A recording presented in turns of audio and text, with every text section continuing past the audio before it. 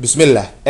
waxaan qaadanaynaa imaginary condition ama wax loo yaqaan present condition sidoo kale type 2 conditional ama secondary conditional unlikely conditional ama unreal conditional marka waa la dhahaa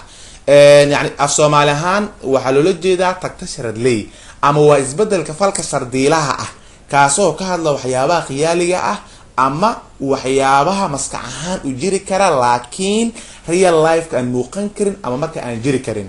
tusaale xaalad ahaan waa xaalad marka present tusaale qofa wuxuu ku dhahay hadii waxaas aan ahaan lahaa lacala yani lacala waxaas ayaan sameyn lahaa su'aalaan wuxuu dhahay hadii shimbir aan ahaan lahaa waan duuli lahaa if I were a bird I would fly hadan shimbir aan ahaan lahaa lacala waan duuli lahaa waa sheekada marka lacala korna waxa waa gabar anaba loo guursadayba so mar condition kan marka qofku uu rabo inuu ku soo bandhigo waxyaabaha maalawaalka ama rajada hadii iyo jeer ama subjective mood ka hadii jeer condition kan ayaa marka la isticmaalaa marka waa laba tixood isku tagtay tixida yani if clause ka waxay ku saleysan tahay simple past tense qaybta yani main clause kan waxay ku saleysan tahay present conditional ama past future ay marka ku saleysan tahay yani waa future marka uu dib marka loo soo celiyay marka waan u imaan doonaa qeexitaan aan ka bixino usage marka isticmaalkiisa waa kana marka the type 2 conditional or second conditional refers to unlikely or hypothetical condition type 2 conditional ama second conditional hadii jeer wuxuu qeexitaan u ka bixiyaa unlikely condition yani waxyaabahan dhici karin ama aan suurtagal ka ahayn or ama hypothetical condition ama waxyaabaha marka maalawaalka ama qiyaaliga ah yani qofku markuu uu rabo inuu ka hadlo ama inuu ku soo bandhigo condition kan ayaa marka la isticmaalaa so these sentences are not based on the actual condition so marka jumladan hadii jeer kuma saleysano xaalad marka dhab marka kuma saleysano so it is unreal conditional sida awgeed marka waa condition aan marka dhab aan ahayn so in type 2 conditional sentence yani jumladaha ku saleysan type 2 conditional ka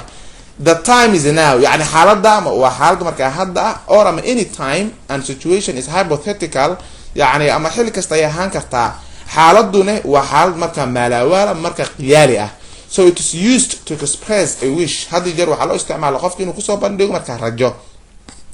so use the subjective mood where to express a wish or unreal situation isticmaal subjective mood marka isticmaal oo where isticmaal si marka u soo bandhigto يعني رجو اما حالد marka aan dhab aan ahayn so where aynu isticmaalina halka hadhow su'aalaha marka gadaalkii baad doonto maadaama if clause ka uu ku saleysan yahay simple past tense maadaama uu ku saleysan yahay verb to be yada falcaawiya loo isticmaalayo saan ognahay waxa uu isticmaali jirnay was iyo where yani was waxaan u isticmaali jirnay singular pronouns ka iyo singular nouns ka halka singular plural nouns ka ama plural pronouns ka where aan u isticmaali jirnay laakiin maanta xaaladu way ka duwan tahay dhamaantooda for all pronouns and nouns ka waxaan u isticmaalaynaa where ayaan u isticmaalaynaa waayo waa xaalad marka subjective mood loo isticmaala yani xaalad marka aan dhabaan ahayn ama waxyaabo marka maskaxaan marka u jiri kara so marka for example someone asked you tusaalahan qof wuxuu ku weydiiyay what would you do if you were the president of Somalia yani maxaad sameyn lahayd hadii aad ahaan lahayd madaxweynaha Soomaaliya lacala hadaad madaxweynaha Soomaaliya aad ahaan lahayd lacala maxaad sameyn lahayd and you replied adigana waxaad ugu jawaabtay if I were the president of Somalia I would help poor people and pagris in Somalia lacal hadii aan ahaan lahaa madaxweynaha Soomaaliya waxaan caawin lahaa dadka fuqarada ama masaakiinta iyo dadka pagriska oo tuugsadayaasha ku dhaqan ama ku sugan Soomaaliya ayaan caawin lahaa lacala hadii madaxweynaha lahaa lacala dadka fuqarada iyo dadka tuugsadayaasha ku dhaqan Soomaaliya ayaan caawin lahaa so marka structure ahaan markaan fiirino if clause kama condition ka wuxuu ku saleysan yahay if plus simple past tense main clause ka asigana wuxuu ku saleysan yahay present condition ku waa future oo marka past laga dhigay sida will past ka dhig would and tusaale ahaan I'm going to and be going to yani past ka dhig we're going to ama was going to so marka past condition ka asigana dib marka waan ka arki doonaa and so past future sida marka would ama could might midkooda ama should midkooda present condition ka plus base verb ama bare infinitive ka yani infinitive ka midkiisa yani tooda aan wadanin ayaa marka waxaan ku saleynaynaa yani wax la yaqaan present condition tusaale ahaan oo kale and qof wuxuu ku dhahay if I had $1 million I would travel around the world hadii aan haysan lahaa malaayiin dollar hadii aan haysan lahaa waxaan ku safri lahaa caalamka oo idil يعني هذا if clause كان wuxuu ku saleysan yahay simple past tense يعني had waa past present wuxuu noqonayaa marka have so marka if wuxuu ku saleysan yahay if kan close waa simple past tense. I would travel around the world yani waa present condition. I oo subject ya would oo marka yani falcaawiyaha ah, travel oo marka base verb ka ama waxa loo yaqaan yani bare infinitive ka. And so sidoo kale yani waana verb to have, verb to be marka aan fiirino. If I were you I would quit smoking. haddii aniga adigoo kale aan ahaan lahaa yani sigaar cabitaanka marka waan joojin lahaa. If I were you waa simple past tense. I maanta waxaan u isticmaalo where yani was maan u isticmaalin waayo waxaa loo isticmaalaa subjective mood ahaan yani unreal situation ka ay hadii jeer loo isticmaalaa. So I would quit smoking, I would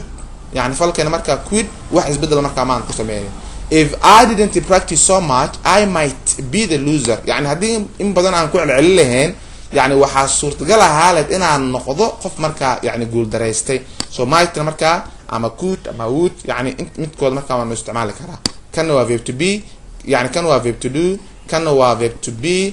kan waa verb to have. marka intooda lacala haday kugu imaadaan lacala marka qaabka hadan ugu jawaab ayaa lacala marka adiga aad ugu jawaabaysaa. NB marka ogsoono you can change the order of the clauses yani orderka jumlada qaabka ku imaanayaan yani waa kala bedeli kartaa. You don't need a comma between the clauses when the if clause is after the result clause. haddii aan soo gaabiyo haddii result clause jumlada uu ku hormaro comma yani looma isticmaalayo. haddii main clause haddii uu ku soo hormari lahaa yani comma ayaan isticmaalay. tusaale ahaan oo kale I would buy this dress if I were taller. yani aniga joogan waan iibsan lahaa haddii aan dheeraan lahaa, comma maan isticmaal. I would love the rain if I were a plant. yani aniga waan jeclaan lahaa roobka haddii aan dhir aan ahaan lahaa. I would go and see her if I knew where she lived. yani aniga iyada ayaan aadi lahaa waan arki lahaa haddii aan ogaan lahaa meesha ay ku nooshahay. haddaan ogaan lahaa waa u tagi lahaa. so marka jumladahan yani waxaa kusoo hormara dhammaantooda main clause-ka kuma markaa looma isticmaalayo. so marka excess waxaa jira waxaa yani waxaan raaciyay marka si loo fahmo. lacala jumladahan aragta qaab nooc marka u buuxinaysaa. tusaale ahaan jumladan halkan way ku buuxsan tahay. Exercise on conditional sentence type 2 by putting the verbs into the correct form. so marka so if he dash have more time he would learn math. qaabkan ay u qoran tahay laba meel banaan marka maxaa ku buuxileed waliba type 2 conditional waxa laga rabaa marka inaad ku buuxiso. simply if clause wuxuu ku saleysan simple past tense. if he have marka fal aan haysta maanta fal have aan haysta have marka past ka dhig had. if he had more time he would fal waxaan haysta learn. so marka learn marka